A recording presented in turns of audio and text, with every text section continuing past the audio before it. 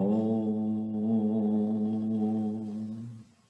Sadashiva Samarambam Shankara Sharya Madhyamam Asmadacharya Paryantam Vande Guru Paramparam Ishvaro Guratmeti Murti Veda Vibhagine Vyomabda Vyapta Dehaya Dakshinamurtaye Namaha Sava Vedanta Siddhanta Gocharam Tamagocharam Govindam Paramanantam Satguru Pranatoshmaham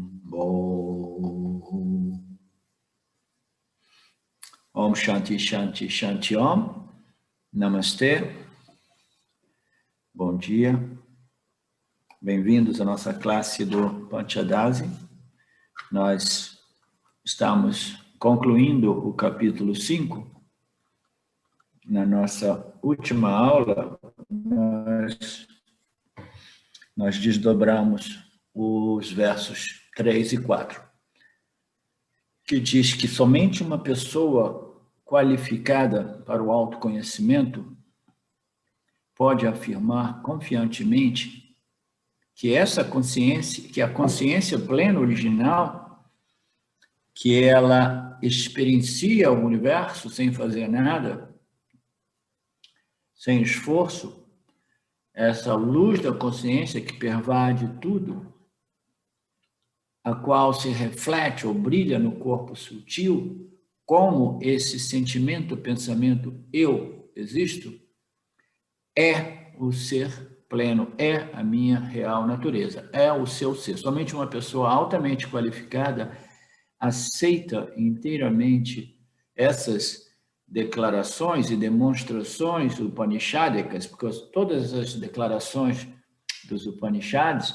eles são embasados em pura lógica, lógicas também embasadas nas nossas experiências do dia a dia não devidamente examinadas. Os Upanishads nos pegam pelas mãos e vão nos ajudando a reexaminar as nossas experiências até que seja claro para a gente que a nossa real natureza e identidade é aquela consciência que não faz nada, mas que brilha, reflete, experiencia e conhece o universo, entendeu? Através desse pensamento eu sou. Então, esse eu sou, quando devidamente examinado, ele já não é um eu sou individual identificado com o corpo e com a mente, mas é um eu sou em sua identidade pura, inequivocada, como consciência original. Tá? Então, esse é o significado deste verso. Então, nós vimos na semana passada de que modo a consciência original e a consciência refletida, que ela reflete, quando ela reflete como o pensamento eu sou, eu existo. De que modo elas são a mesma coisa e de que modo elas são diferentes, né? De que modo elas são idênticas, de que modo elas são diferentes. Ambas existem. A gente sabe que a consciência existe, né? Porque como vedantinos dedicados, nós estamos já há meses, anos ou décadas, né, estudando e contemplando a lógica apresentada pelos ensinamentos do Vedanta, até que a gente saiba que a consciência original existe e ela é livre e independente de toda e qualquer experiência do Jiva. O Jiva é a entidade que experiencia e conhece. Então, nós sabemos que a consciência existe. E nós sabemos que o Jiva existe.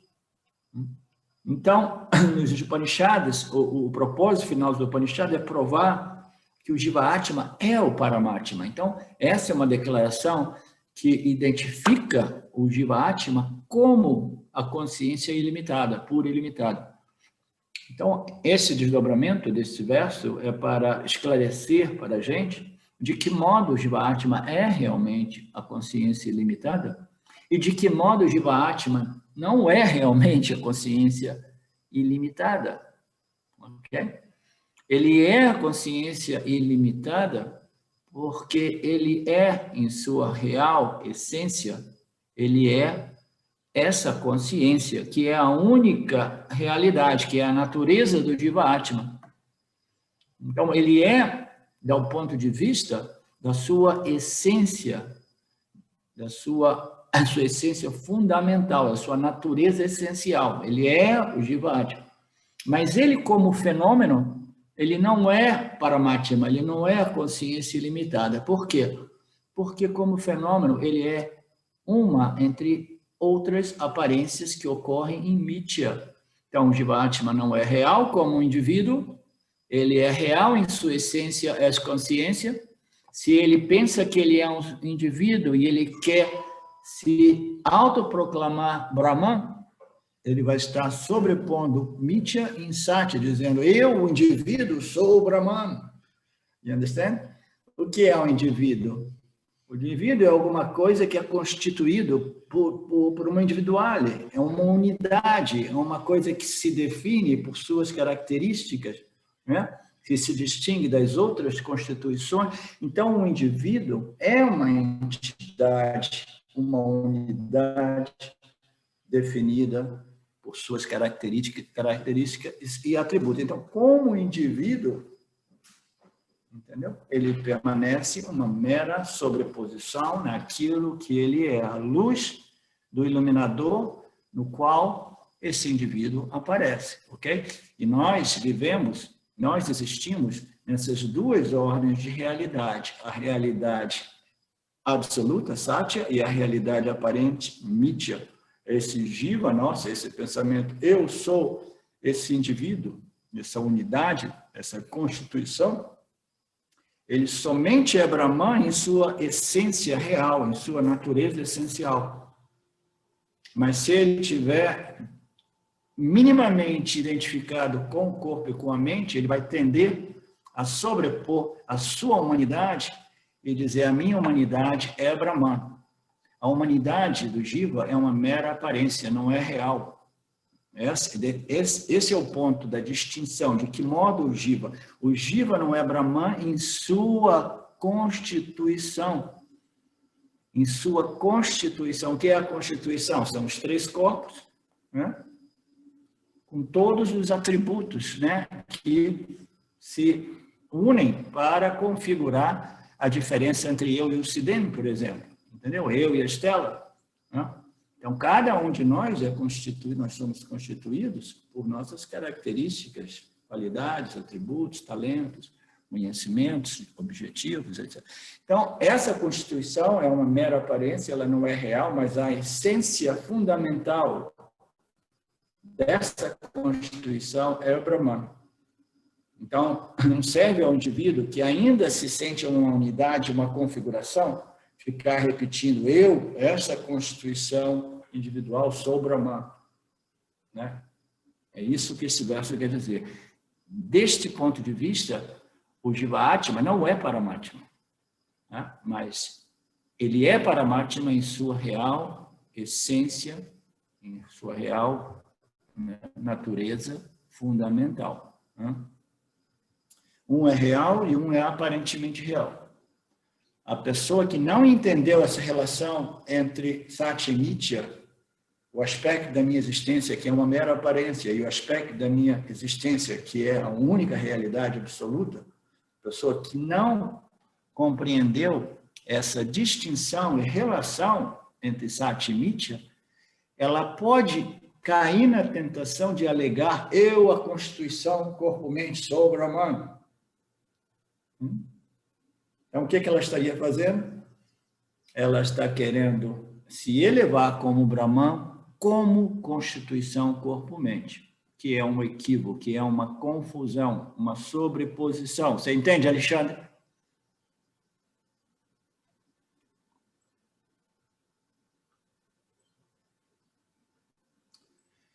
Ela pode cair nessa tentação de afirmar, né, de que ela é a Brahman.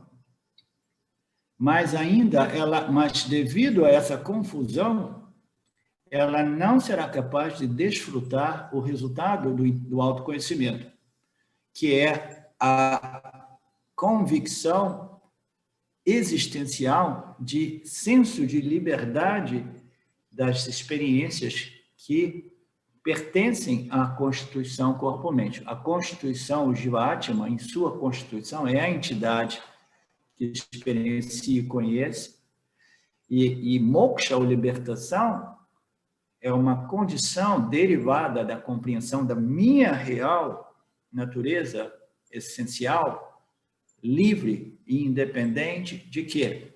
Das experiências desta constituição corpo-mente. Moksha é ser livre das nossas experiências. Como a gente sabe, as experiências são sempre de altos e baixos, de sofrimento e prazeres, né? etc, etc.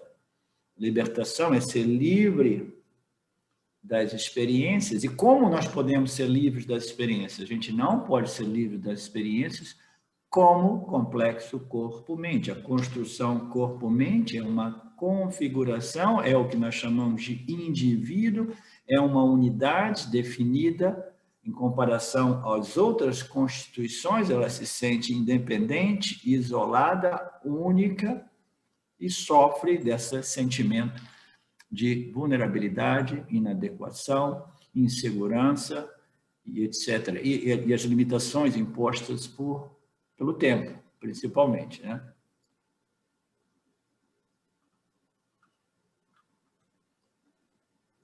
A maioria das pessoas que reivindicam ser iluminados hoje em dia, ela pensa que o ser refletido, esse eu sou, né? Acho que no outro dia nós falamos do Nisargadatta Maharaj, não sei se foi ontem ou na quarta-feira, ela pensa que esse pensamento eu sou é Brahman.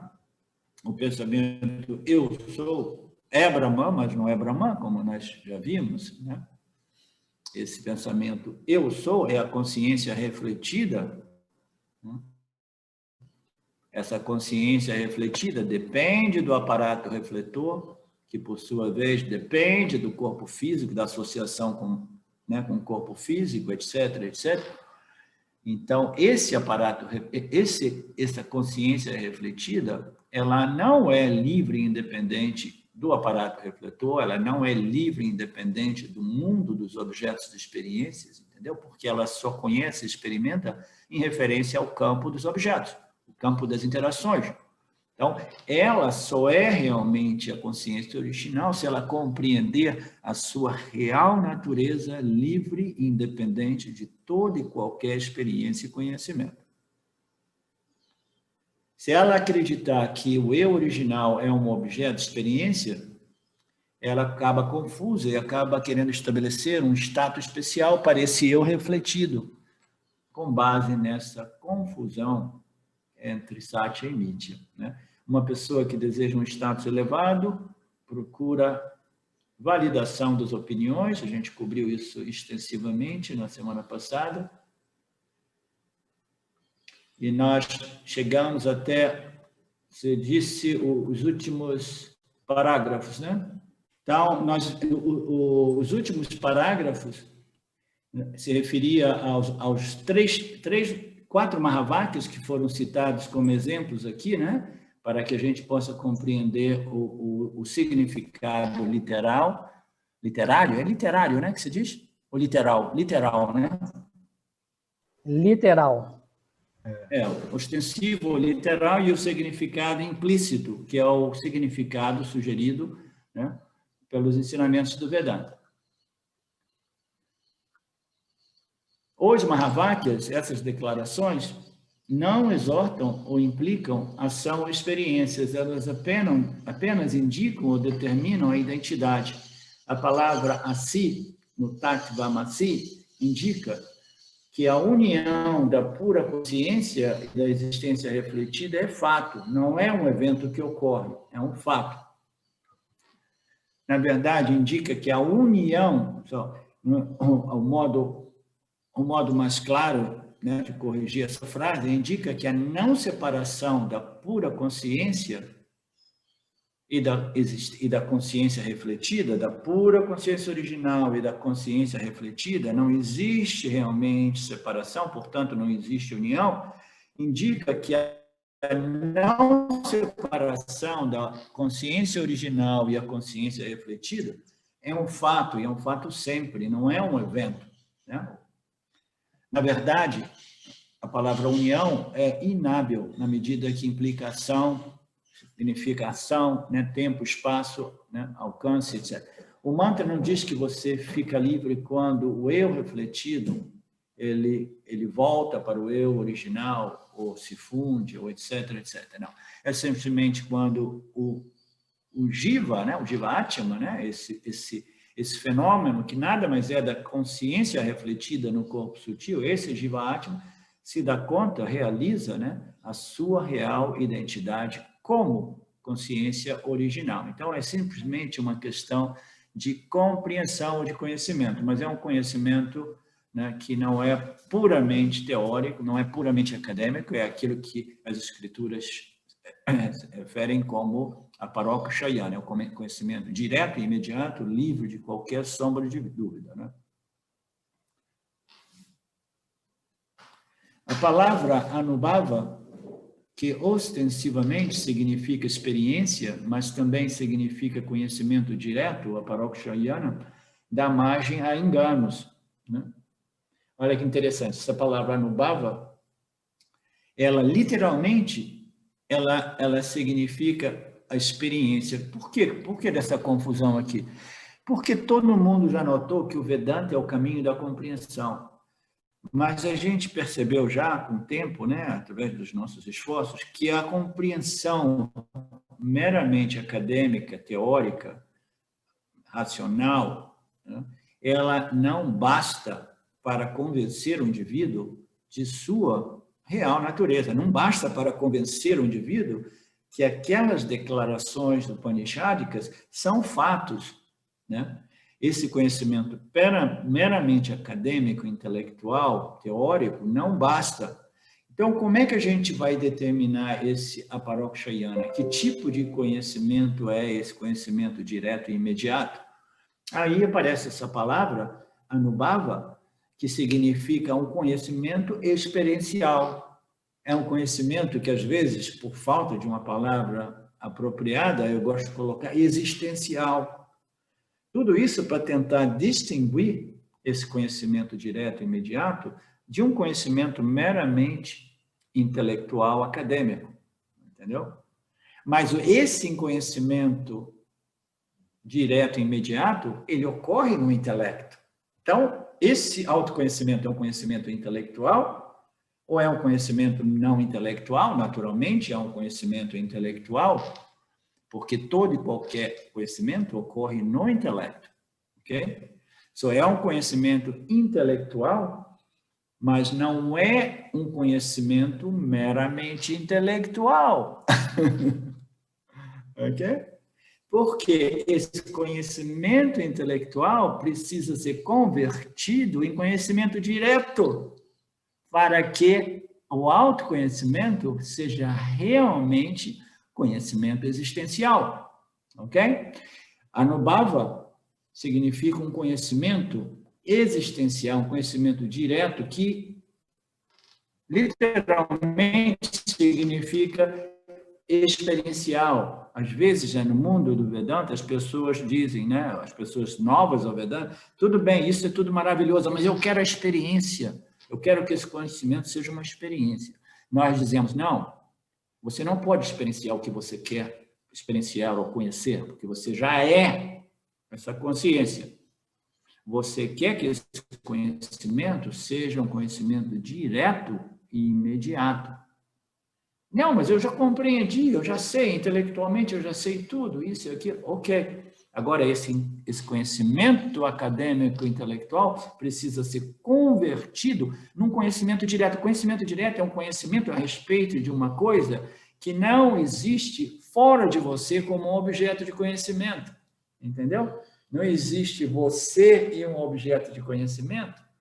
Esse conhecimento, você e um objeto, é um conhecimento dualista, que não é um conhecimento direto e imediato, não é um conhecimento que não requer os 5 sentidos e a mente, ele requer somente um pramana, um meio de conhecimento, e esse meio de conhecimento é chamado os Upanishads, o Vedanta, ok? O Vedanta é um meio de conhecimento para que possamos conhecer diretamente, imediatamente, sem nenhuma sombra de dúvida, a natureza do indivíduo que foi desenhado para experienciar, experimentar e conhecer. Agora ele precisa conhecer o quê? A sua natureza ilimitada, porque ele se tornou obcecado com essa ideia de querer saber quem ele é de verdade. Ele ouviu dizer que o que ele é de verdade é eterno, e agora ele se tornou realmente, né, enlouquecido, apaixonado pela ideia de saber exatamente a sua real natureza.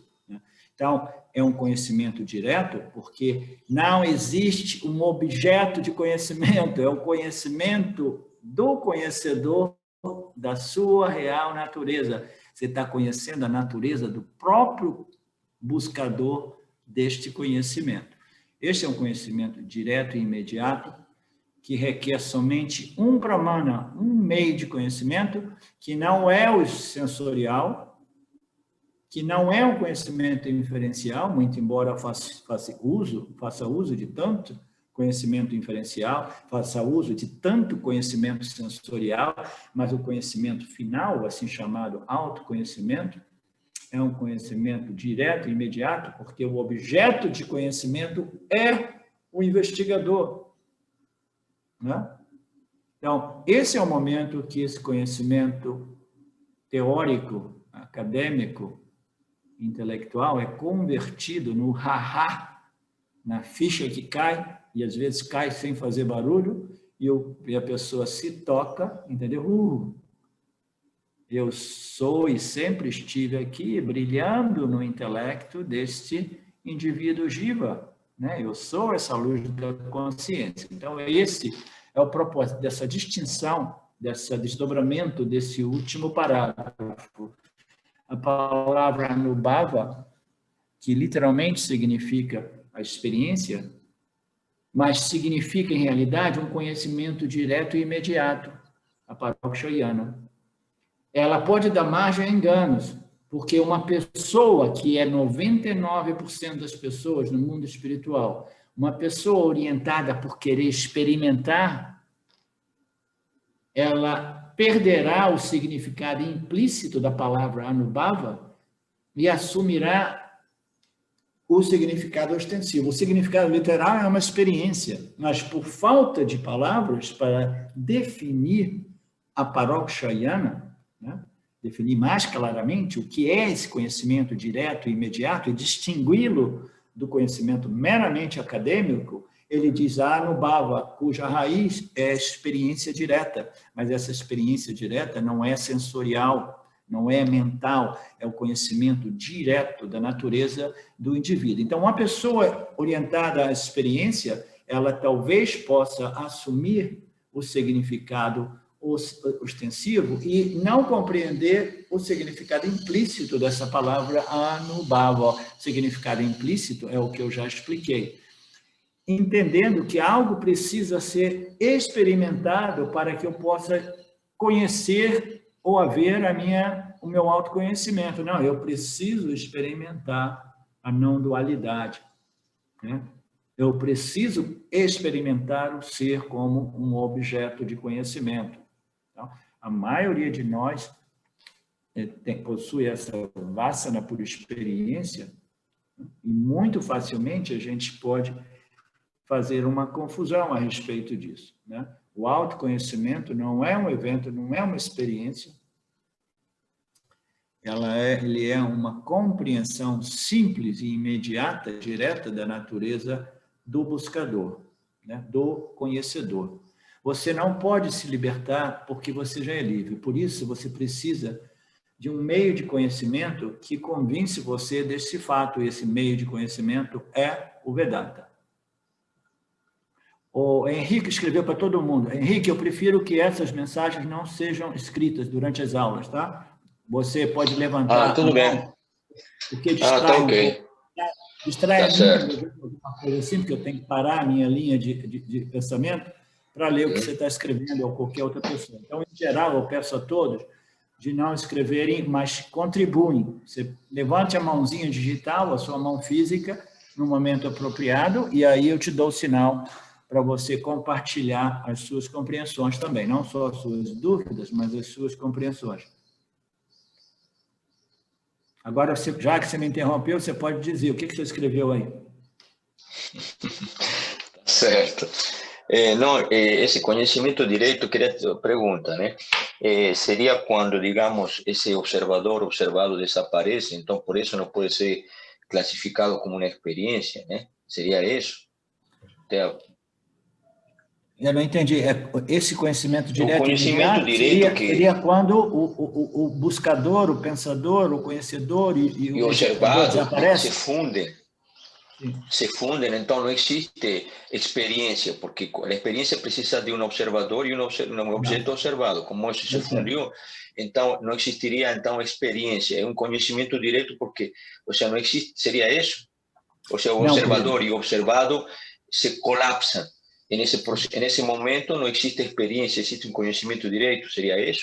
Sim. Não, essa é a descrição do autoconhecimento em sua natureza experiencial. Do ponto de vista da experiência, entendeu? Quando essa busca pelo conhecimento de si mesmo, ela não encontra mais um objeto de busca, a dualidade colapsa e o indivíduo cai naquele haha e se dá conta que ele é o objeto da sua busca. Ele sempre foi o objeto da sua busca, ele sempre esteve presente, iluminando essa busca.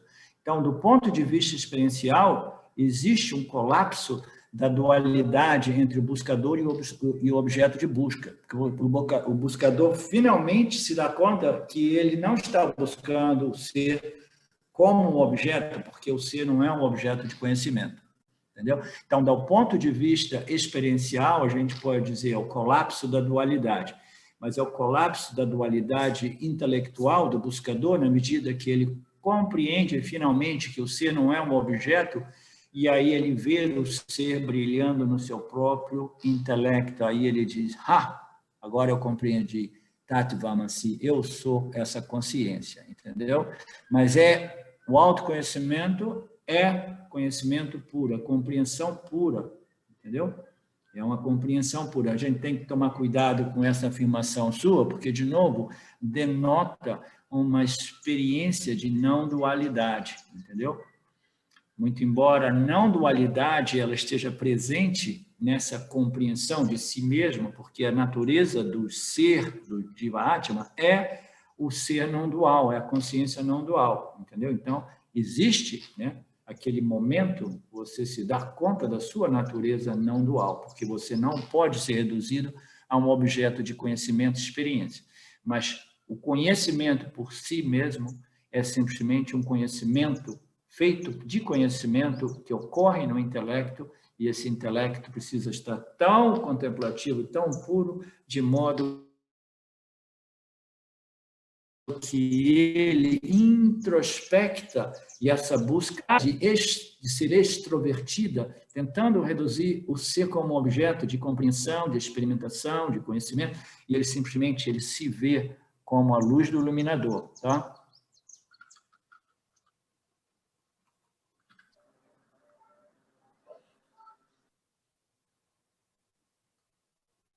Você não pode se libertar porque você já é livre. Por isso, você precisa de um ensino que o informe sobre este fato. Não um ensino que motive a ação, que te motive a agir e mantenha viva a sua identidade como um fazedor, executor, né? Então, o Vedanta é simplesmente a compreensão direta e imediata dessas declarações dos Upanishads, que diz que você não pode fazer nada para ser aquilo que você já é.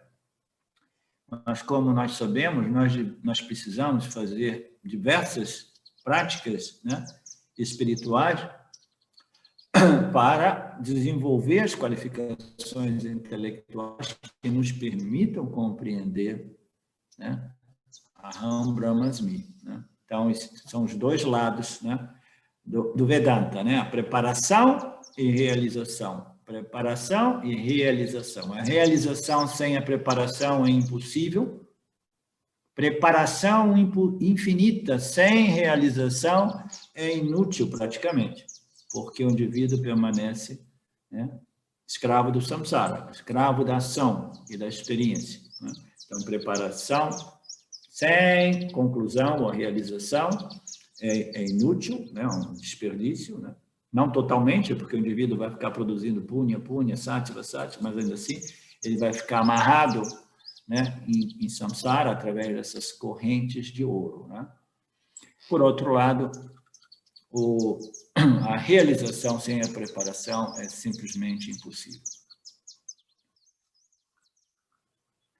Então, o último comentário nessa passagem diz que experiência e conhecimento são um, mas não são o mesmo. A experiência depende do conhecimento, mas o conhecimento não depende da experiência. Então, o que significa aqui? Significa que o conhecimento, ou a consciência, né? Conhecimento é sinônimo de consciência, e essa passagem ficou um pouco confusa nesse ponto de vista.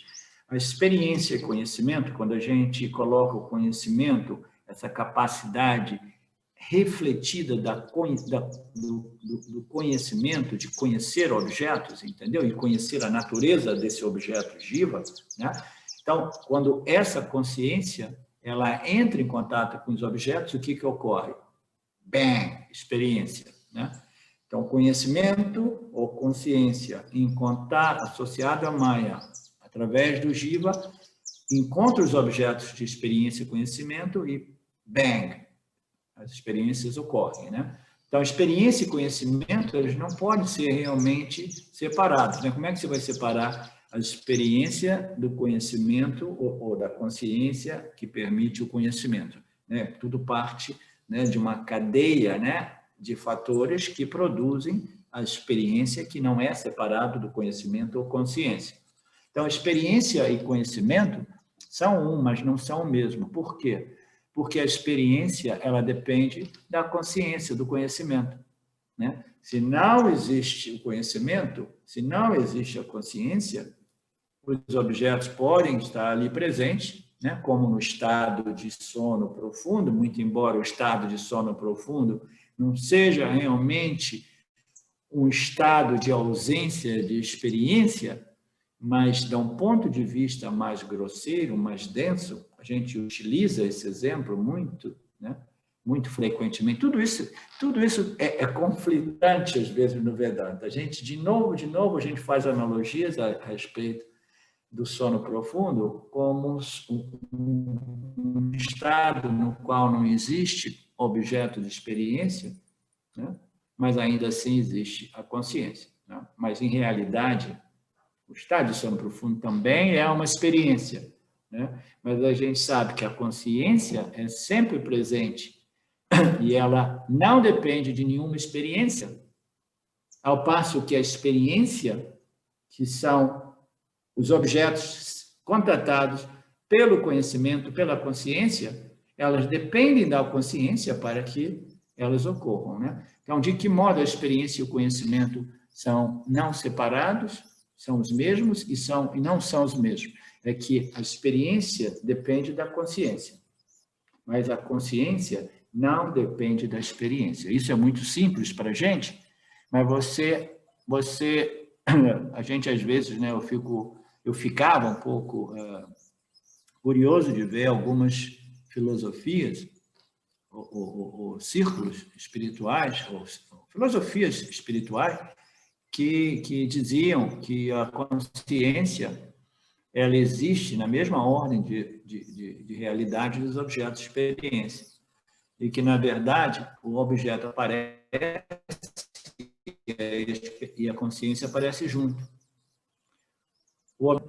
Aí o objeto aparece de novo, a consciência aparece.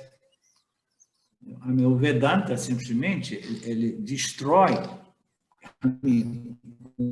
A gente não precisa de muita inteligência para destruir essas noções, mas essas noções são persistentes, né, em diversos círculos espirituais. Não, a consciência não depende da experiência, existem diversos dos nossos ensinamentos que provam isso claramente, com base na nossa experiência do dia a dia, né? Quando aparece um objeto, a minha consciência, ela simplesmente ela é presente, apareceu um objeto, ele é captado, né, na minha mente, que existe não separado da minha consciência. Aí, no momento seguinte, aparece um outro objeto. Vocês acham que minha consciência desapareceu quando isso aqui desapareceu e depois ela apareceu de novo quando isso aqui apareceu? Ou a consciência estava sempre presente como o pano de fundo no qual esses objetos são sobrepostos? Então, simples observar que a consciência é sempre presente, jamais se modifica e ela é livre e independente da experiência. A experiência depende da consciência, mas a consciência não depende da experiência. O verso 7 diz: este ser é ilimitado.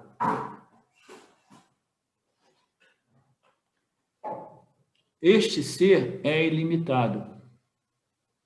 Este é Ayam Atma Brahman.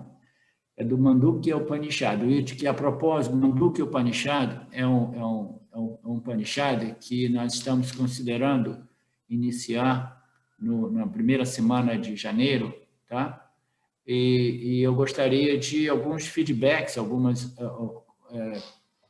algumas opiniões de vocês, porque eu já tive algumas pessoas dizendo: olha, o Upanishad, o Mandukya é muito sutil, é muito avançado, e de repente o nosso grupo de sábado vai acabar minguando, né? Algumas pessoas me disseram isso, porque é muito sutil, é muito radical, é muito avançado, etc, etc. Mas, por outro lado, eu tive algumas pessoas dizendo: sim, vamos fazer, estou muito excitado, quero fazer o Mandukya, né? Então, se vocês puderem depois né, expressar a opinião de vocês, adultos, se você é relativamente nova, mas você não tem problema com esses textos mais avançados, né? Você está segurando, você está surfando bem em tudo isso, né? Tô sim, professor. A minha experiência é essa: as pessoas chegam, independentemente do nível delas, elas conseguem sempre, quando elas estão realmente já prontas para o Vedanta, elas sempre conseguem se beneficiar até mesmo de textos e conceitos mais avançados. Elas vão captando o que elas podem captar e gradualmente, entendeu? Elas vão expandindo, né, a capacidade de compreender essas declarações mais avançadas, dessas águas mais profundas do Vedanta. Então, o verso número 7, que ele foi extraído, né, é uma noção, é um Mahavakya extraído do Mandukya, ele diz que este ser é ilimitado. Aham Atma Brahman. Este ser é ilimitado. Lembra daquela distinção nos versos anteriores que dizia assim: você é aquilo, aham, tatvamasi. Você é aquilo, né? O professor diz, o escritor diz: você é aquilo, você é aquele Brahman, você é a consciência, em vez de dizer você é isso, né? Para evitar a confusão desse isso, poder indicar para a constituição corpo-mente, o jiva, né? A constituição do jiva. Então, ele diz: não, você não é isso que você imagina, você é aquilo. Agora aparece o outro Mahavakya que diz: este ser que você experimenta como eu sou é aquilo, mas ele diz este ser, nesse caso, né? Então, ele está se referindo a este ser, esse eu sou, que é o reflexo da consciência original, produzindo o Jiva-Atma. Este ser é ilimitado, esse ser que você é ilimitado, infinitamente ilimitado, porque este ser, ele não é realmente a consciência refletida, ele aparece como a consciência refletida, o fenômeno, né, Jiva-Atma, né, mas ele, em realidade, ele é a consciência original, e nós já compreendemos os modos os quais os Upanishads, né, provam para a gente que a consciência refletida é a consciência original. Ela aparece como a consciência refletida, né? Então, este ser que você experimenta como eu existo, ele é Brahman, ele é essa consciência ilimitada. Este ser se refere a algo tão próximo a ponto de a distância entre você e este ser a basicamente inexistente, zero. Este ser, quando a gente fala este ou isto, a gente está se referindo a alguma coisa que seja muito próximo. Este ser se refere ao reflexo da consciência que nós somos, é algo tão próximo, a distância inexistente, a não separação entre o reflexo e a consciência original é inexistente, ok? Este ser se refere a algo tão próximo a ponto de que a distância entre esse e aquilo ser inexistente. Aparentemente, este ser é o corpo sutil, mas é de fato Pratyekatima. Eu não sei bem como falar, como pronunciar esse termo sânscrito, ok? Aparentemente, este ser é o corpo sutil. Eu gostaria, vou pedir permissão, né, a tradução do livro aqui, né, ou muito provavelmente, eu diria então que aparentemente este ser é o Jiva-Atma. Eu procuro sempre colocar em termos de Jiva-Atma, Paramatma. Este ser é o Jiva-Atma. Por quê? Porque o Jiva-Atma não é o corpo sutil. O corpo sutil é inerte. Os três corpos são inertes. Entendeu? Este ser, que é aquele ser, este ser é, em realidade, Jiva-Atma. É o Jiva-Atma. Mas este ser, o Jiva-Atma, é, de fato, Paramatma, a consciência original. A consciência mais profunda, a consciência universal, a consciência cósmica, como a gente queira chamar essa consciência universal, original é uma palavra boa, né?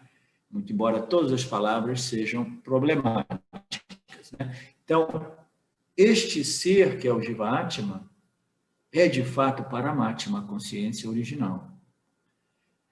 E este ser é sempre experimentado. Quem é que experimenta? Quem é a entidade experimentadora? É o Jiva-Atma. E o Jiva-Atma quer o quê? Quer experimentar o ser ilimitado. Então, o que esse Mahavakya nos declara? Ele diz que este ser que você experimenta é aquele ser universal original. E este ser é sempre experimentado pelo Jiva-Atma. Ok? O Jiva-Atma quer experimentar o ser pensando que ele não é o ser. Os Mahavakyas, nessa declaração, diz que este ser que você experimenta é Paramatma, é Brahman, é a consciência infinitamente não limitada. Né? E ela é sempre experimentada por você, Mrs. Jiva-Atma. Essa consciência é sempre experimentada por você. A Olaert está se divertindo ali. Por quê? Porque quando você compreende que você está experimentando a sua, né, natureza ilimitada, sempre, sempre, sempre, né? Como é que você vai experimentar esse ser? Cada experiência, você experiencia o quê? Você experiencia o objeto de experiência e você experiencia a consciência que te permite experienciar o objeto de experiência. Cada experiência nossa, a gente está experimentando o objeto de experiência e a gente está experimentando a luz da consciência que permite que a experiência ocorra. Então, em geral, a gente, devido a esse extrovertimento mental, a gente extroverte para experimentar o objeto de conhecimento, o objeto de experiência, e a gente perde, né? We miss, né? A gente não percebe que nós estamos experimentando a consciência mais o objeto. A experiência nada mais é do que a consciência mais um objeto. e ela ocorre através do intelecto. O intelecto extrovertido, ele vê o objeto e ele não percebe a consciência, que é aquilo que propicia o intelecto experimentar o objeto. Então, essa consciência original, aqui ele colocou como profunda, ela é sempre experimentada. Por quê? Porque ela é a essência natural do Jiva-Atma. Aqui eles estão colocando corpo sutil como sinônimo do Jiva-Atma, né? Mas em análises mais profundas, a gente precisa fazer essa distinção. Então, essa consciência, que é a sua natureza, ela é sempre experimentada em cada experiência nossa do dia a dia. A gente está sempre experimentando esses dois fatores, a consciência e o objeto, que ocorre dentro do âmbito da consciência. Alguém tem dúvida a respeito disso? Ninguém tem dúvida? Ô, professor.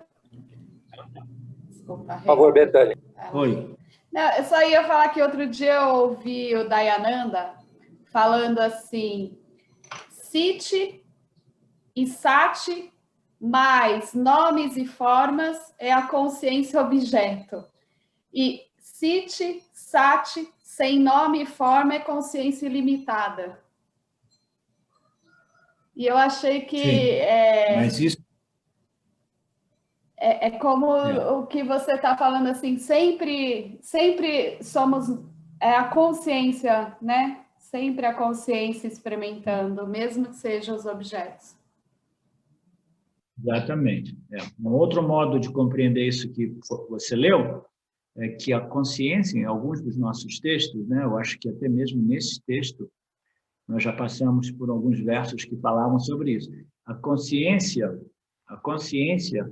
ela se torna experiência em contato com o objeto. Quando ela se torna experiência, ela nada mais é do que a consciência em seu status relacional. Ela, em relação com os objetos de limite, ela se torna experiência. Por isso que a gente pode dizer que experiência e consciência, elas não existem separadamente, são dois lados. A consciência, sem o objeto, ela é consciência pura, sem relação, sem contato, né? Sem conhecimento. Quando ela experimenta e conhece um objeto, ela é chamada, em algumas dessas passagens, ela é chamada como experiência, que é o status relacional da consciência, toda vez que os objetos são sobrepostos nela, aparentemente sobrepostos naquilo que nós somos, né? O Renato ia dizer alguma coisa? Sim, professor. É mais ou menos na linha do que a Betânia colocou, mas com uma sutil diferença.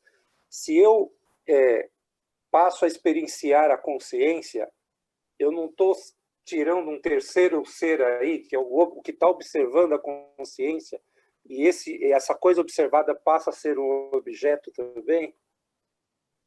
Não sei se eu consegui passar. Pode repetir? Pode repetir, por favor, Renato? Quando eu digo que... Repete exatamente o que você disse, porque eu sou... esclarecer, compreender melhor a sua dúvida. Certo. Quando eu percebo, quando eu chego à consciência de que eu sou a consciência percebendo que eu sou a divindade, esse observador não está percebendo um objeto também? Ou seja, nunca dá a impressão que sempre eu tenho que sair e observar, né? Ou seja, esse observador sempre está criando um objeto para observar. E nunca aquela coisa observada é a realidade. Sim, isso ainda é parte dessas tendências dualísticas, entendeu? De querer sempre reduzir a consciência a um objeto. Entendeu? O conhecimento direto é o conhecimento que diz que eu sou a consciência. E diz que a consciência ela é sempre experienciável. Por quê? Porque ela é a luz que concede consciência ao intelecto humano para ele conhecer os objetos, né, do campo, né?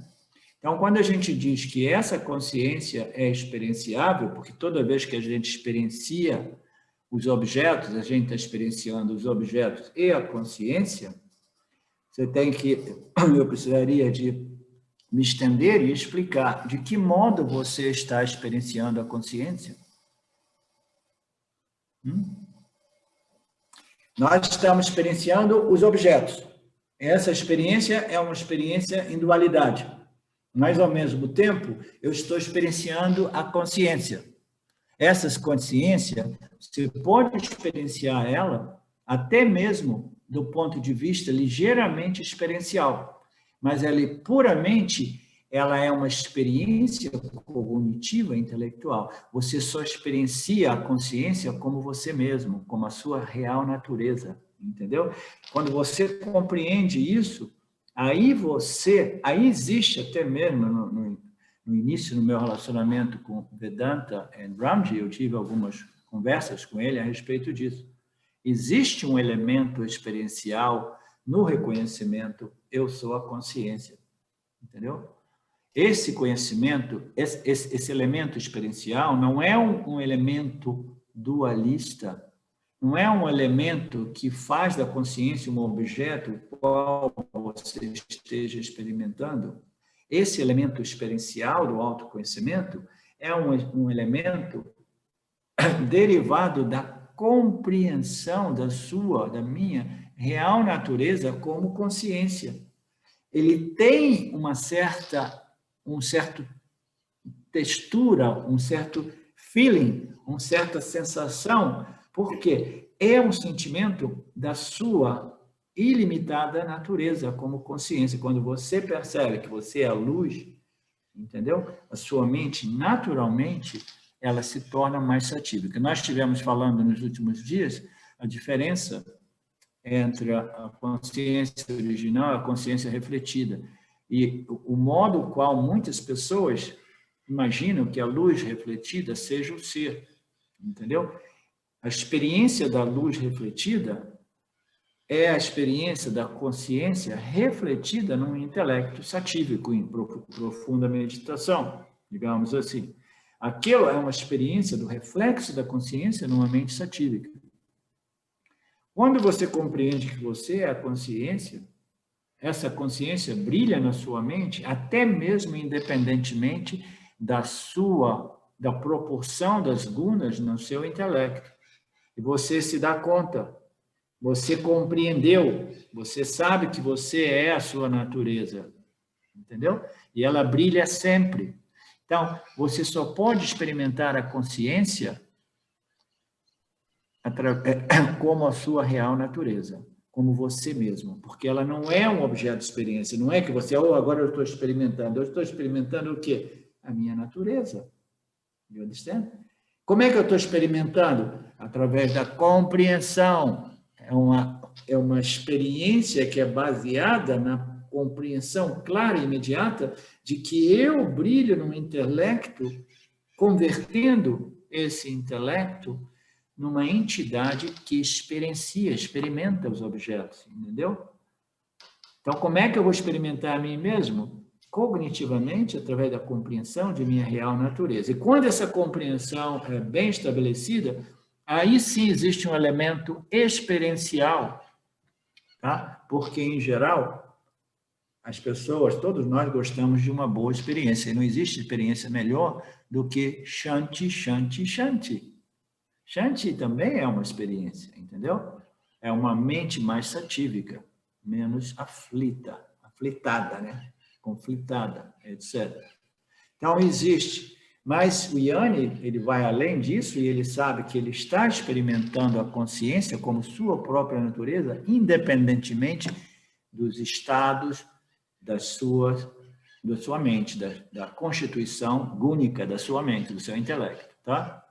Você percebeu como essa experiência da consciência só é possível como você mesmo, como sua própria natureza, como você, o sujeito, você, Satya, você não um objeto. O objeto é Mitya, eu sou Satya, ok? Oi, Arlindo. Até eu queria fazer uma colocação, né? Também até por umas questões pessoais que estou, digamos assim, experienciando dificilmente, não estou entendendo muito bem. Poderíamos dizer de que a compreensão de eu como consciência se dá fora do espaço-tempo e, consequentemente, não é difícil de entender esse processo, porque se essa compreensão de eu como consciência se dá fora da dualidade, que seria espaço-tempo,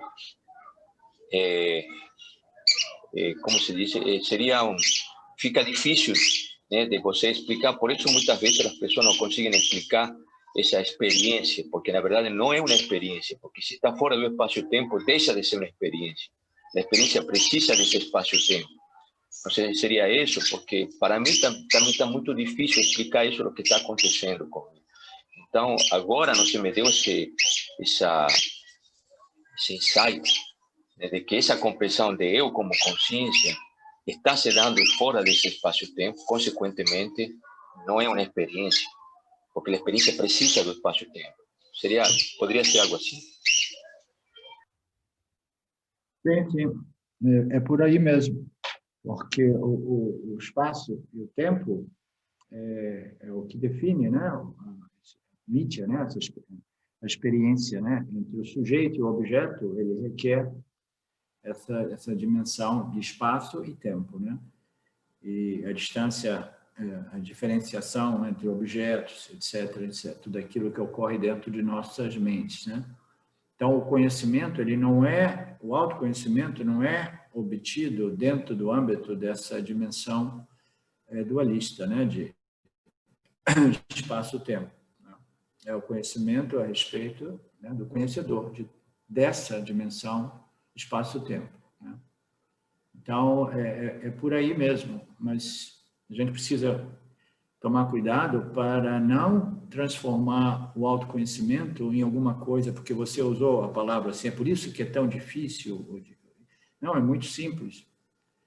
E o obstáculo para a compreensão final não é a dificuldade, o misticismo, o esoterismo, ou poderes extrasensoriais. Não, a dificuldade é a vidya, essa firme convicção de que eu sou o corpo-mente, entendeu? É essa convicção equivocada que precisa ser desmoronada, né? Desconstruída, tá? Porque quando ela é desconstruída, ela imediatamente, essa convicção a respeito da minha natureza como a luz que ilumina o corpo-mente, entendeu? Ela se torna fraca, ela se torna clara, o obstáculo maior é a ignorância. E esse conhecimento, ele é simples, ele não é difícil, ele não é complexo, ele não tem nada a ver com misticismo, esoterismo, nada disso, mas é um reconhecimento daquilo que a gente é. Então, quando eu digo que é uma experiência que pode ser experienciado, ele pode ser experienciado do ponto de vista intelectual, compreensível, cognitivo, né? Quando você compreende que toda experiência requer a luz do iluminador da experiência, e eu sou a luz do iluminador, né? A consciência em minha real natureza. Quando você compreende isso, você sabe que você está experimentando a consciência mais o objeto que ocorre na consciência. Então, toda vez que tem uma experiência, eu sei que eu estou presente como a luz do iluminador, eu estou presente como o objeto, e eu estou presente como a experiência desse objeto também, como o Jiva Atma, né? O experimentador conhecedor. Então, essa compreensão que resolve a problemática do Jiva humano, né? Agora, quando eu digo que existe um elemento experiencial, Henrique, é porque quando você se dá conta da simplicidade a respeito, né, daquilo que nós somos e do fato de estarmos sempre presentes como a luz do iluminador, você tem essa sensação da sua presença. No mundo espiritual, a gente ouve muito falar sobre a prática do presença. Então, a presença nada mais é do que um esforço espiritual de acalmar a mente, de tal modo que você possa sentir essa presença, esse vritti primordial que é eu sou, eu existo, entendeu? que foi muito promovido por Nisargadatta Maharaj, né? E nos dias de hoje, né, essas meditações modernas como mindfulness e outras técnicas, entendeu? Eles apresentam isso como novidade, mas não. É o reflexo da consciência numa mente mais tranquila, mais satívica. Então, você vai praticando isso, vai praticando isso. Por que a gente diz, por que as pessoas confundem o reflexo da consciência, né, como se fosse a consciência? Por quê? Porque quando a mente, durante as meditações, porque quando a mente é satívica, é muito mais fácil a gente sentir ou experimentar esse reflexo da consciência numa mente meditativa, contemplativa, entendeu? Mais satívica. É muito mais fácil a gente apreender a consciência que está refletindo ou brilhando. É muito mais fácil. Por quê? Quando a mente é tomada por outros pensamentos, que não seja eu sou, eu existo, entendeu? Esses outros vritis, esses outros pensamentos, aparentemente, não, experiencialmente, obscurecem essa experiência do brilho da consciência no meu intelecto. Então, as pessoas ficam amarradas na meditação porque, através desse reflexo da consciência numa mente meditativa, eu tenho uma experiência do reflexo da minha real natureza nessa mente meditativa. Ao passo que, quando a minha mente, eu abandono a meditação e os outros pensamentos começam a dominar a minha mente, essas sobreposições desses outros vritis, eles aparentemente obscuram o brilho da consciência. Então, as pessoas ficam presas no yoga porque elas querem a experiência do reflexo da consciência numa mente satívica, que é facilmente percebível, apreendível, se a mente estiver mais reflexiva, mais contemplativa, mais satívica. O reflexo é mais claro, você vê a luz, você vê, eu sou essa luz refletida, maravilhosa, mas só quando eu estou em meditação. Porque quando eu levanto e vou fazer outras coisas, minha mente é dominada por diversos outros pensamentos rajásicos e tamásicos que vão, do ponto de vista experiencial, vão obstaculizar, vou usar uma palavra melhor agora, 2 minutos atrás, elas vão ocultar, vão obscurecer esse brilho da consciência na minha mente meditativa, né? Mas quando você sabe que você é a luz do iluminador, você sabe que aquela luz está sempre presente, iluminando o intelecto, independentemente da natureza dos pensamentos que dominam a mente. Entendeu? Então, o indivíduo pode até mesmo experimentar a consciência num momento de irritação e raiva, desde que o pensamento eu sou a consciência do iluminador, a luz original, se aquele pensamento, aquele vriti aparece na mente do Jnani no momento de irritação, imediatamente, entendeu? Ele está experienciando a consciência refletida numa mente irritada. Mas ele sabe, eu sou a consciência, ainda bem, né? Eu sou a consciência, eu não sou a mente irritada, né? Se eu me defino como uma mente irritada, aí eu vou sofrer de diversos problemas, né? Inadequação, etc. Ninguém me ama, ninguém gosta de mim porque eu sou um cachorro raivoso, etc, etc. Você entende essas distinções, Henrique? Sim, entendi. Quando eu falei difícil, Arlindo, é o seguinte, quando essa ideia de eu sou desaparece, no começo parece que traz muito desconforto, né? Traz muita medo, sei lá, uma sensação meio estranha. Porque até quando você vê como, digamos assim, consciência, eu sou, né, refletindo, beleza, mas quando em algum momento isso desaparece o chão. Literalmente desaparece o chão. E aí, sei lá, complicado. Mas isso e você, a ver se volta, a ver se às vezes você volta correndo para dentro do negócio, porque é complicado. É complicado. Não, mas isso aí é tudo dentro do campo do misticismo, esoterismo, epifanias, entendeu? Isso, o Vedantino, ele, em geral, ele começa a perder a apreciação, o interesse por essas coisas, e essas coisas vão desaparecendo, entendeu? Não existe nenhum motivo para ficar com medo desses apagões. A gente, no Brasil, a gente fala de vez em quando dos apagões, né? Tem um apagão, bom, agora vai ter um apagão na internet, apagão, de vez em quando tem um apagão, né, da dualidade na mente do Jiva. A gente não precisa ficar com medo desses apagões, Henrique. Por quê? Porque a gente sabe que a luz do iluminador está sempre presente, entendeu? Ela está sempre presente. Então, mesmo que o intelecto se apague, que ele venha desligado devido a algumas epifanias, entendeu? Você sabe que você jamais pode ser desligado, você é sempre presente como a luz, que nesse caso, entendeu? Está iluminando a ausência de dualidade, a ausência do indivíduo Jiva e a ausência dos objetos que ocorrem dentro do âmbito do Jiva individual, entendeu?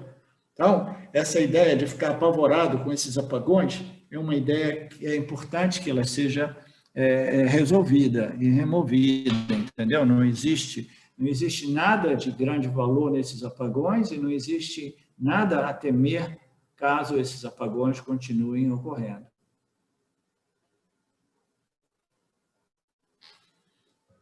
Moreira, prenda a água para mim, comissão de medicado, por favor. Professor, o que eu estou entendendo, e que daí também até meu corpo sutil fica mais tranquilo, é que, independente mesmo de tudo que acontece, né, minha vida anda um turbilhão, esse conhecimento é inabalável, né? E no momento que a mente volta a ficar um pouco mais satívica, você percebe esse conhecimento inabalável. Talvez você não perceba o conhecimento inabalável na hora que não está, né? Mas é inabalável, parece-me. Parece-me não, né? Os textos dizem também. Mas na experiência parece, né? Sim, é por aí. O conhecimento é aquilo que é sempre bom, como a gente diz, né? Knowledge is that which always good. Quando você sabe, você sabe. Quando você sabe o sabor de uma laranja, entendeu? Você sabe. Então, você não precisa de novo, deixa eu chupar uma laranja para mim saber o sabor. Não, você já sabe. Eu sei o que é o sabor da laranja, né? Então, quando você sabe quem você é, você sabe. Você não precisa de novo, ter uma experiência de não dualidade, uma experiência, né? Qualquer que seja a epifania, tá? Por quê? Ela tem uma experiência de reflexo, né? De paz profunda, né? De amor incondicional, ou de silêncio absoluto, de presença absoluta. Você não precisa de ter nenhuma dessas experiências, uma vez que você esteja realmente convencido de que você é essa consciência infinitamente não limitada. Né? Todas essas experiências são as experiências de fenômenos, objetos, que nós atribuímos o status do ser ilimitado. Mas não, eles são símbolos ou representações do ser que também precisam ser negados. Quando a gente fala sobre o processo de negação dos 5 koshas, a gente chega ao ponto de negar também o kosha da bem-aventurança, o kosha do silêncio, da paz, né? O Ananda Kosha também precisa ser negado como o not self, não ser, entendeu? O ser aparente, um fenômeno. Né? Então, quando a gente conhece, a gente conhece. Tá? A gente sabe. Então, a gente não tem mais dúvida e a gente não precisa de chupar a laranja de novo, para saber o sabor da laranja. E isso também, né, professor, isso que você está falando, também é assim, quando eu tenho uma ação adármica, que ainda há algumas, mesmo assim também é inabalável, né? Interessante isso, porque você também fica mais tranquila de, puxa, sair aqui da linha, então preciso voltar para a linha, mas sei que a linha é Nietzsche, independente disso, sou a consciência, né? Sim. Isso é uma afirmação muito polêmica que o James apresentou diversas vezes, né? Que muito provavelmente são afirmações dos Upanishads, que ele diz que se você... O autoconhecimento, o moksha, é saber que você não é o conhecimento e você não é a ignorância, entendeu? Você é aquilo além do conhecimento e da ignorância. Então, se a gente tem, né, uma vassana impura, e quando você diz que isso já não te abala tanto, significa que o senso, a sua identificação está se movendo, né? Do corpo-mente movido por suas vasas, está sendo transferida para a consciência. Então, as vasanas, elas podem aparecer, né, e produzir algumas ações não devidamente ou assim ditas apropriadas, mas ainda assim porque o seu sentimento de identificação já está sendo transferido para a consciência, aquilo já não te abala tanto, entendeu, Betânia? É por aí.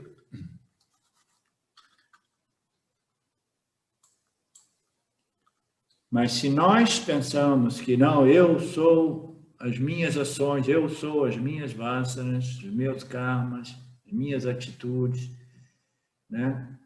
Os meus pensamentos, os meus sentimentos, aí eu estou preso nessa situação, né? Porque se eu tiver pensamentos, atitudes, respostas, né, reações que sejam menos puras, eu vou me sentir definido por essas reações, atitudes e emoções, né? E aí vem a complexidade dos sentimentos de inadequação e complexos, né, os mais diversos.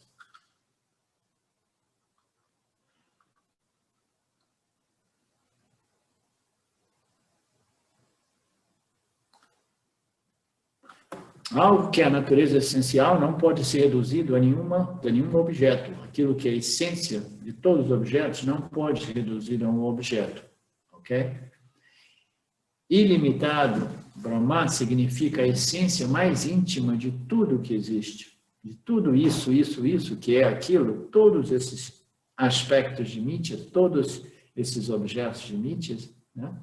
Na essência mais íntima é Brahman. A essência de tudo e a minha essência são as mesmas. Quando eu defino que a essência de tudo é Brahmana, a gente precisa, né, reivindicar o fato de que eu também sou parte da totalidade, eu não posso me deixar de fora, né? Não, eu compreendi que a essência de tudo é Brahmana, mas eu me mantenho fora da totalidade, do tudo, né? Então, eu tenho que assumir o fato de que se a essência de tudo é Brahman, então Brahman só pode ser a minha essência, porque eu não existo a parte da totalidade do manifesto. Eu existo dentro do manifesto, tudo que é manifestado neste universo é de natureza Brahman, é por natureza Brahman, portanto, eu também sou por natureza Brahman. Qual é a diferença entre eu, o Jiva Atma humano, e os outros objetos de Mithya? É porque o Jiva Atma é o único que pode compreender e reivindicar a natureza de Mithya como Satya. Somente o Jiva humano pode reivindicar, realizar e reivindicar a natureza, a sua natureza em Mithya, do Jiva, né, como Satya. Os outros não possuem essa capacidade emocional e intelectual.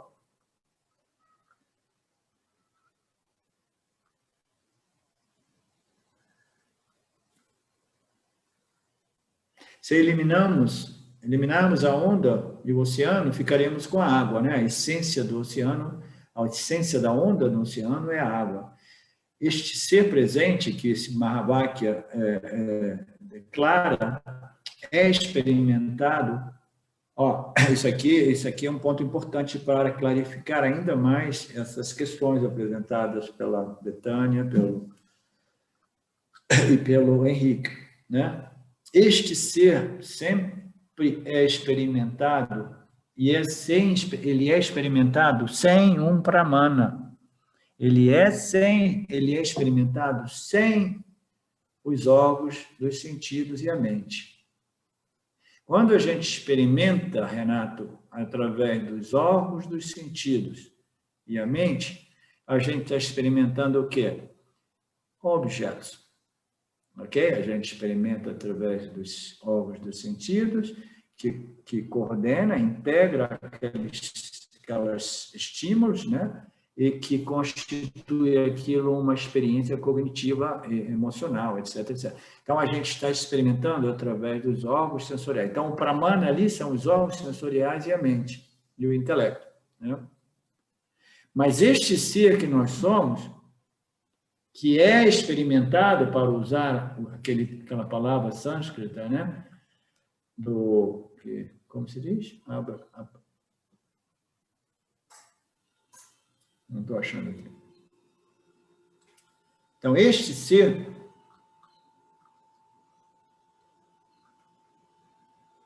onde é que eu estou?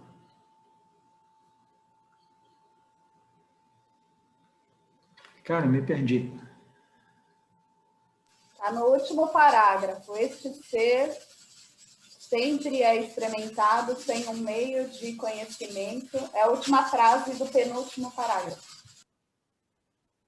Do penúltimo. Sim. Se eliminarmos a onda e o oceano, ficamos com água. Este ser, segundo esse Mahavakya, que é sempre experimentado, ele é experimentado, sim, mas sem a contribuição, ou ele é experimentado sem os órgãos sensoriais e a mente. Isso vai, de novo, para clarificar ainda mais a questão do Henrique.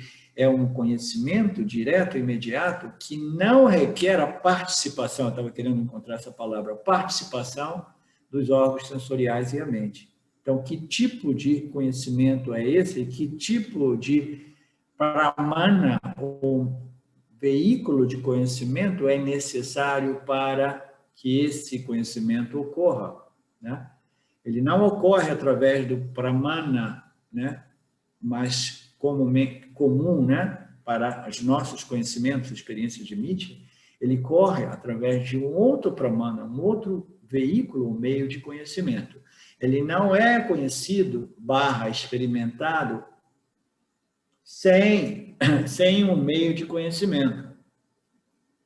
Sem um meio de conhecimento, né? Como nós conhecemos. Isto é, ele é experimentado sem os órgãos sensoriais, esses meios de conhecimentos, né, corriqueiros, digamos assim. Isto é, ele é experimentado sem um processo ou um pensamento, né, vritis. Ele não é... Os pensamentos, eles são derivados das nossas percepções sensoriais, que nos permitem projetar inferências, conhecimentos inferenciais, etc, etc. Este conhecimento direto e imediato, ele ocorre sem o meio de conhecimento chamado os órgãos dos sentidos e a mente, o que significa dizer experimentado sem um processo de pensamento, de pensamentos, isso e aquilo, né? Por isso que a gente diz, para a ficha cair, a mente precisa estar tão relaxada, e aquele esforço cognitivo de querer compreender,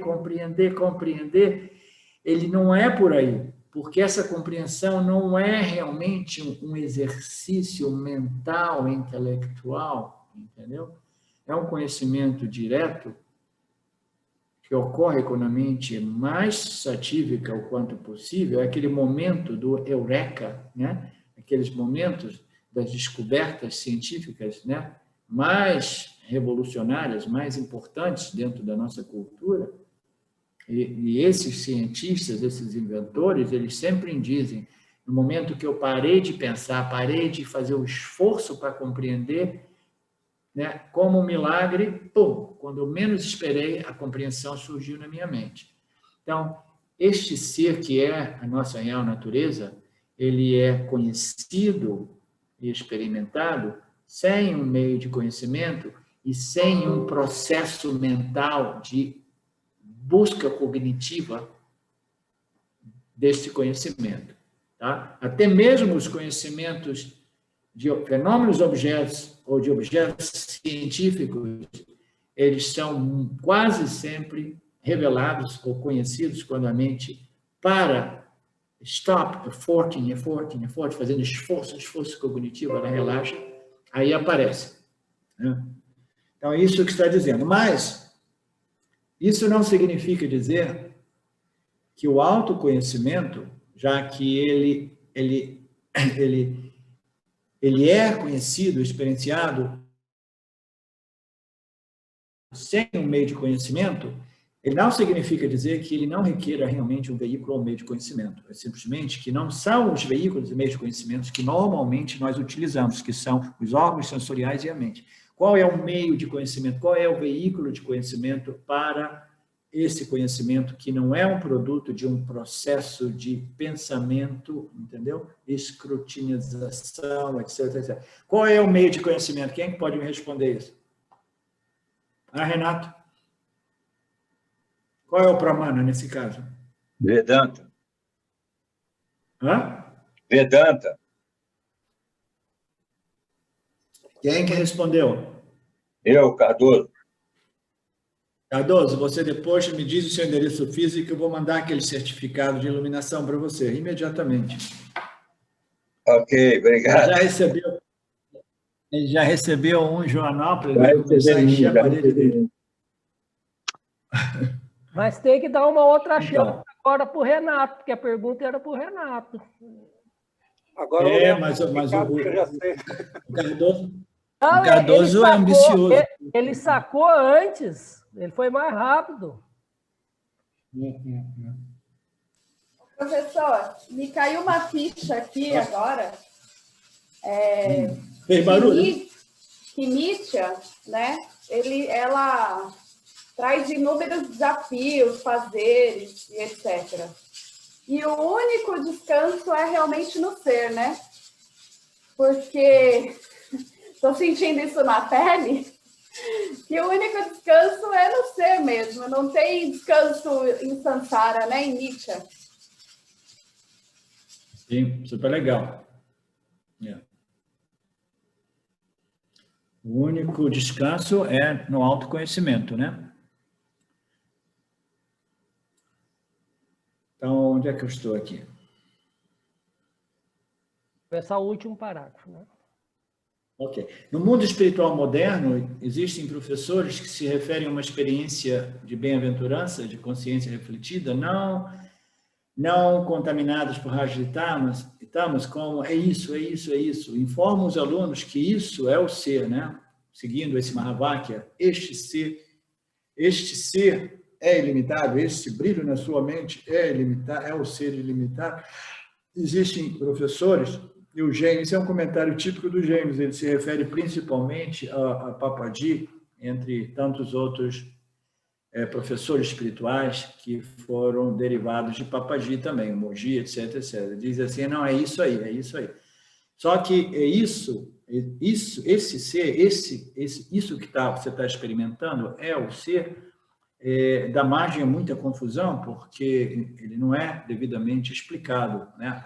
As contradições, os significados literais, os significados implícitos, o que realmente significa dizer isso e aquilo, etc, etc. Mas no mundo espiritual existem pessoas que, à medida que a pessoa tem uma experiência, né, de um reflexo da consciência diante do guru, como era o caso do Papaji dizia assim, é isso aí, this is it. Mas ele não explicava o que é isso, o que é, entendeu? E a pessoa, naturalmente, ela saía daquele contato com o Papaji com a impressão de que ela tivesse experienciado o ser, e que o ser é aquele objeto de experiência, é aquela epifania, entendeu? Ele não sabia como explicar devidamente que a compreensão que ocorre dentro do contexto dessa experiência sua que é o que liberta. O ser é a compreensão que é possível dentro desta epifania. Existe a epifania? E a epifania, ela serve o propósito, né, de propiciar a nós o conhecimento, né? Agora, se eu fico amarrado na experiência e o professor diz, é isso mesmo, é isso mesmo. E se ele não esclarece bem, eu fico passando a vida inteira tentando reproduzir aqueles momentos, pensando que o ser é um objeto de experiência, é um evento, é uma circunstância.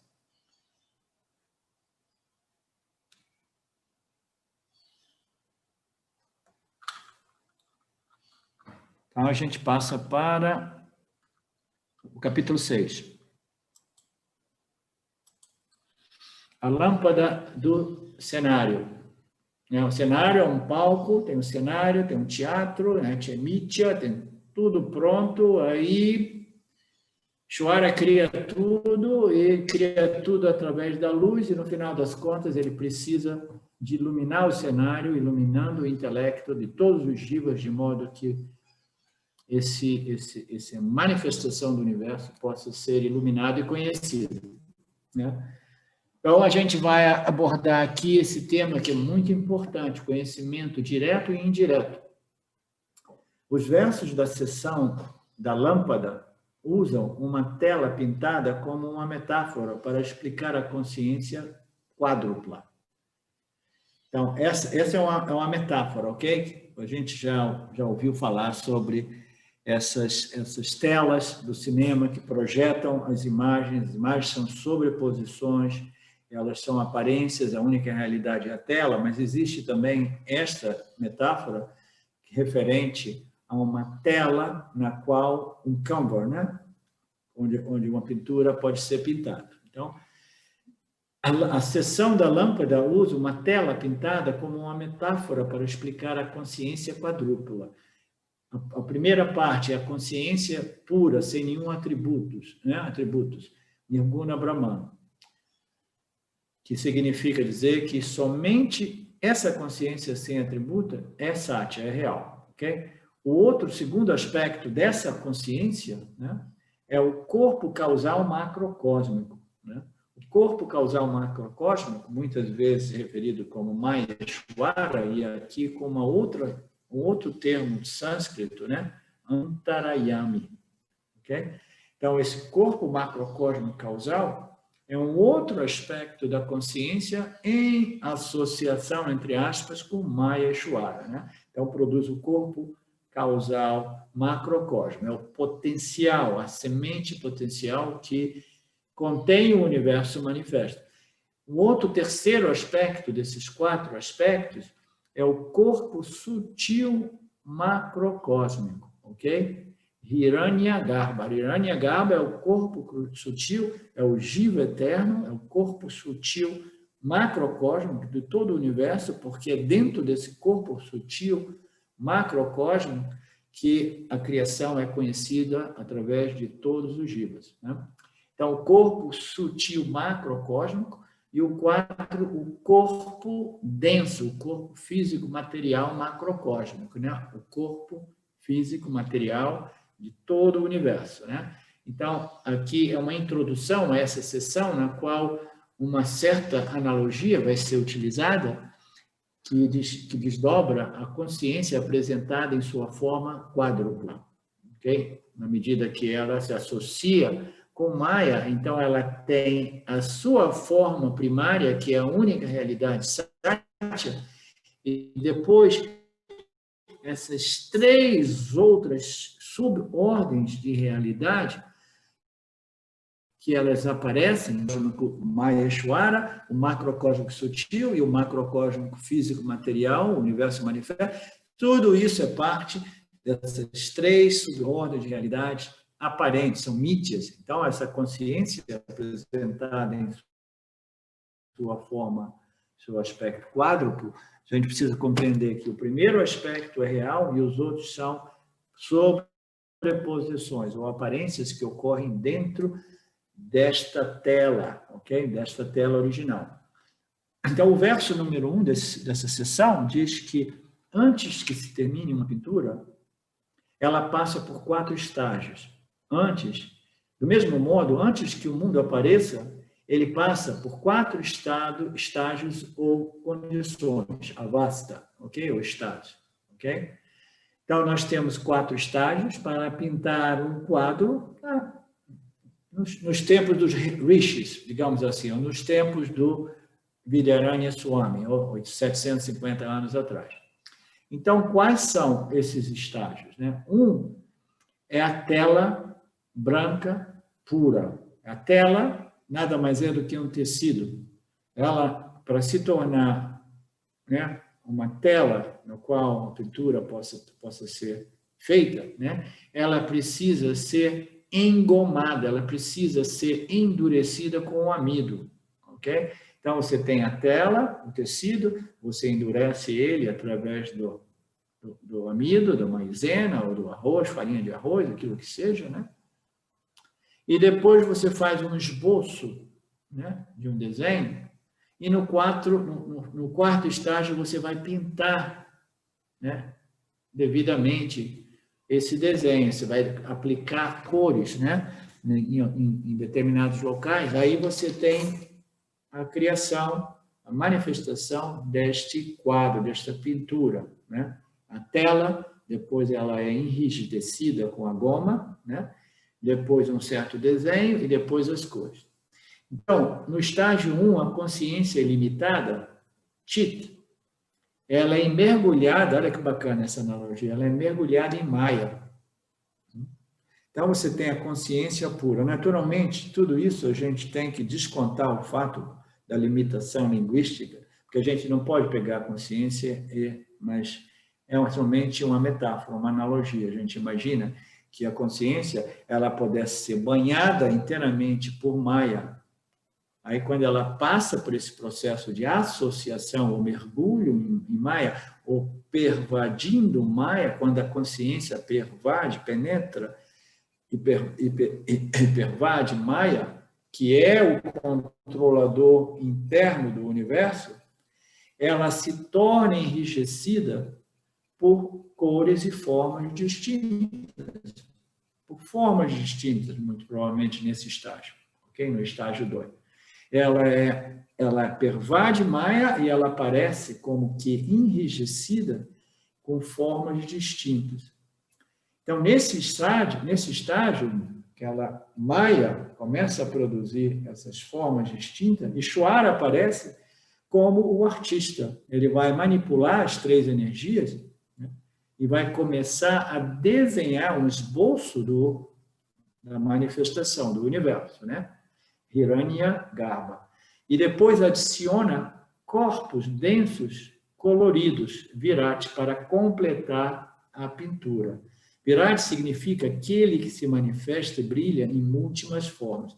Então, no último estágio, as cores é a adição dos corpos densos, coloridos de todos os jivas para completar essa pintura. Tá? Então, Virati significa aquele que se manifesta e brilha em múltiplas formas, o Jiva eterno. De novo, fazendo referência ao Jiva eterno.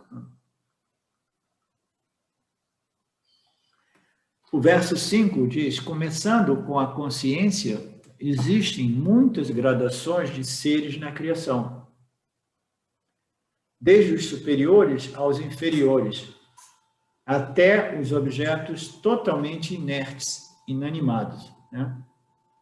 Então, nós temos a consciência, né? Ela entra em contato com Maya, ela se enrijece, ou ela grossifica através da associação, e ela começa a produzir entidades ou objetos distintos, né? Que vão ser, posteriormente, né? Coloridos, né? Esboçados por Ishvara e coloridos através dos jivas, né? Através dos corpos sutis que vão vivificar e brilhar em múltiplas formas. Então, começando com a consciência, existem gradações de jivas, de seres na criação. Desculpe, não jivas, de todos os seres. Eu gosto dessa palavra seres porque ela apresenta todos os objetos inanimados, os objetos inertes, como os seres vivos também, né? Mas são seres vivos inanimados, seres vivos inertes. Por quê? Porque todos os objetos minerais, eles também são seres vivos, porque o universo é vivo. Nosso planeta é um corpo vivo, entendeu? Tudo que existe é vivo. Alguns são inanimados, outros são animados, alguns possuem uma mente reflexiva, inteligente, outros são vivos, mas possuem um intelecto menos inteligente, né? Mas somos todos seres. Começando com a consciência, existem muitas gradações de seres na criação, desde os mais superiores até os inferiores, os jivas mais inferiores e até mesmo os objetos inertes, inanimados. Esses jivas que nós somos, esses jivas que anteriormente dizia esse jiva é aquele Brahman, esses jivas, eles refletem a consciência. Então, a gente sabe disso. Eles são, em geral, samsaris e estão sujeitos ao nascimento, à morte, prazeres e dores. Os elementos inertes, né? Os objetos inanimados não refletem a consciência. Então, esse é um conceito já muito bem conhecido por todos nós do Vedanta Brasil, que estamos estudando esses textos, né? Do Shankarya e agora do Vidyaranya, que os jivas, eles são o reflexo da consciência no corpo sutil. Em geral, eles são movidos pelas suas vasanas, pelos seus quereres e não quereres, portanto, eles são samsaris. E como samsaris, presos nessa roda, né? Vasana, desejos, pensamentos, ações que irão produzir ou reforçar vasanas, ou irão modificar vasanas, ou transformar vasanas. Através desse processo, né? Eles se tornam presos nesse samsara chakra e estão sujeitos ao quê? Ao nascimento e à morte. Eles estão totalmente identificados com o corpo, mente, e eles estão totalmente identificados com as suas vasanas. Eles são, né, esse processo incessante de experiências de prazeres e dor, e eles se sentem vulneráveis e sujeitos à morte, limitados pela mortalidade, pela temporalidade imposta por essa dimensão espaço-tempo, né? E aí ele diz que os elementos materiais, eles não refletem a consciência, o que significa dizer que todos esses objetos inanimados, eles não têm a problemática dos objetos jivas humanos. Os objetos jivas humanos são aqueles que têm uma responsabilidade enorme, né? Como a gente sabe, porque às vezes a gente pensa assim, putz, a situação aqui está ficando tão difícil que eu preferiria ser uma pedra, né? Uma rocha, né? Alguma coisa assim. A gente não precisa de sentir nada, experimentar nada, eu simplesmente dou a minha contribuição mineral sem ter que experimentar momentos de muita adversidade, por exemplo, entendeu? Ah, não, eu quero que venha aquele feitiço dos contos das fadas e me petrifique e me torne um cristal. Tá?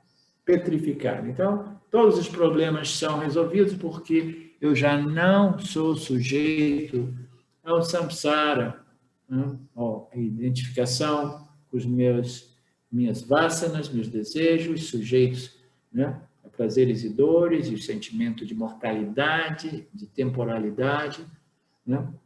Mas não, nós somos ditos os seres superiores da criação. Então, quem seriam os seres inferiores? Seriam os mamíferos com capacidade intelectual inferiores à nossa, que não desenvolveram exatamente a linguagem, entendeu? E através da linguagem uma comunicação mais precisa e o desenvolvimento de tecnologias, etc., né? Pelo menos daquilo que a gente sabe. Então, esses seriam os seres vivos inferiores. E isso, né, naturalmente, entra no mundo mineral porque as plantas, em geral, são todas elas jivas também, né? Elas percebem os seus meios ambientes e elas respondem, muito embora elas não possam se mover, né?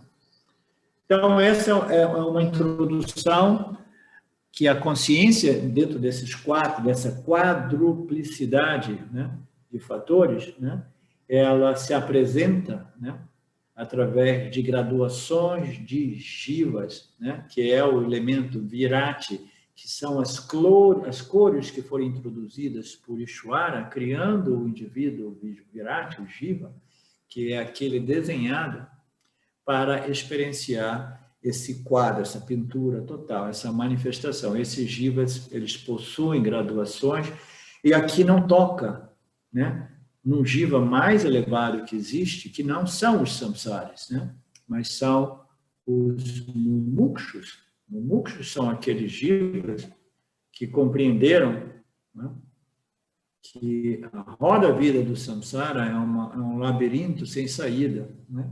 E eles começam a buscar esse autoconhecimento como modo de abandonar, deixar, né, essa roda do samsara, esse oceano do samsara, essa árvore do samsara e voar livremente, né? Então, o verso número 11 diz que o reflexo jiva é afetado pelo prazer e pela dor.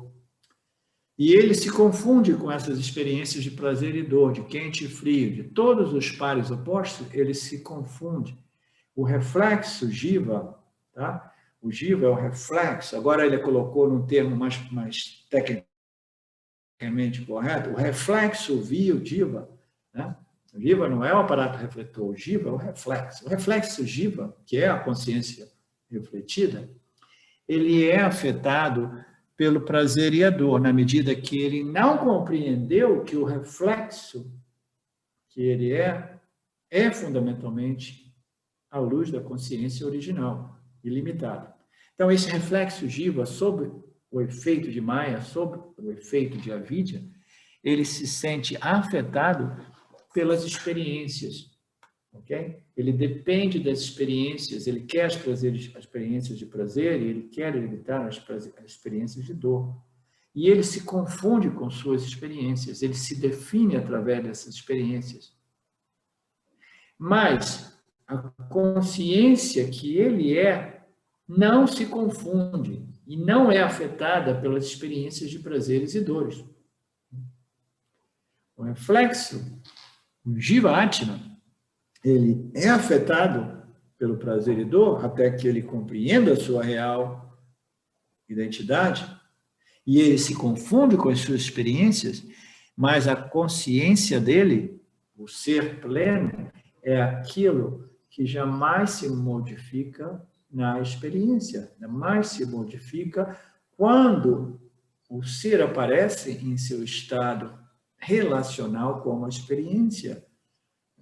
Ele não se confunde, ele não é afetado e, portanto, essa compreensão ela é absolutamente imprescindível para que o jiva possa viver uma vida de modo mais imune aos altos e baixos, aos prazeres e dores de samsara que são inevitáveis, porque essa é a dimensão dos pares das dualidades, né? Esse entendimento é chamado de autoconhecimento e é alcançado através da constante discriminação entre o reflexo chamado Jiva Atma e a consciência original chamada Paramatma, ou em outras palavras, o reflexo, que nada mais é do que um outro fenômeno chamado Mitya, ou a consciência original, que é a única realidade chamada Satya. Então, este autoconhecimento somente é possível, somente é alcançado através dessa persistente, constante, dedicada discriminação entre o Jiva Atma, que é o reflexo, essa consciência que ilumina o meu intelecto, né? esse intelecto que pensa que ele é o ser, ele precisa ser negado até que seja claro que a real identidade de Jiva-Atma é Satya, é a consciência original, consciência, às vezes, referida como pura. Né? E o verso 12 diz, portanto, deve-se sempre investigar a natureza de tudo. Aqui ele coloca, do mundo. A gente tem que investigar qual é a natureza do mundo. Né? Que é realmente a natureza de todos esses reinos, né? De todos esses seres, de todos esses objetos. Portanto, nós devemos investigar a natureza de tudo. Por quê? Porque quando a gente compreende a natureza de todos os fenômenos objetos, a gente compreendeu a natureza de tudo que é a minha natureza, né? Que é ilimitada, porque a natureza de tudo é aquilo que realmente, entendeu? Existe, e existe sempre, sem jamais se modificar. Essa é a única compreensão a respeito de nós mesmos que nos dá conforto, que nos dá esse sentimento de libertação, entendeu? Se a gente vê de novo o exemplo do fogo, qual é a natureza do fogo? É o calor, né? Aí fala assim, ok, tudo bem, mas é a natureza do fogo, é o calor, mas esse calor, ele se modifica, né? Ele aparece, desaparece, às vezes o fogo está presente sem calor, e às vezes ele está presente muito quente, aí ele começa a ficar frio, aí eu tenho que pegar o casaco, porque o fogo ficou frio. Não, a natureza de alguma coisa é aquilo que é, sem jamais se modificar e sem jamais deixar de ser. Is the isness of a coisa, ou aquela coisa, entendeu? É a existência daquela coisa. Jamais se modifica e jamais deixa de ser, né? Nós devemos sempre investigar, portanto, a natureza de Jagata, do mundo, a natureza do eu individual e compreender a natureza do ser original pleno. Né? Sou Brahman, a natureza de Ishvara, a natureza do Jiva e a natureza de Jagata. Se a gente examinar, investigar a natureza de todos esses fatores, né, Satya e Mithya, a gente vai compreender aquilo que é a nossa natureza, porque nós pertencemos à totalidade do manifesto. Quando as noções sobre o Jiva, as noções sobre Ishvara e Jagata, o mundo, são negadas, são compreendidas como sobreposições, configurações, entendeu? Meras aparências ou projeções, quando elas são compreendidas como tais, elas são vistas como meras projeções. Portanto, elas são negadas como realidade.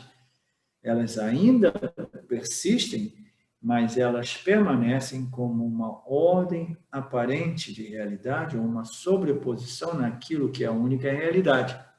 Apenas a consciência pura permanece como real. Né? Então, a gente para por aqui hoje, no verso 12, e a gente começa depois da definição de investigação.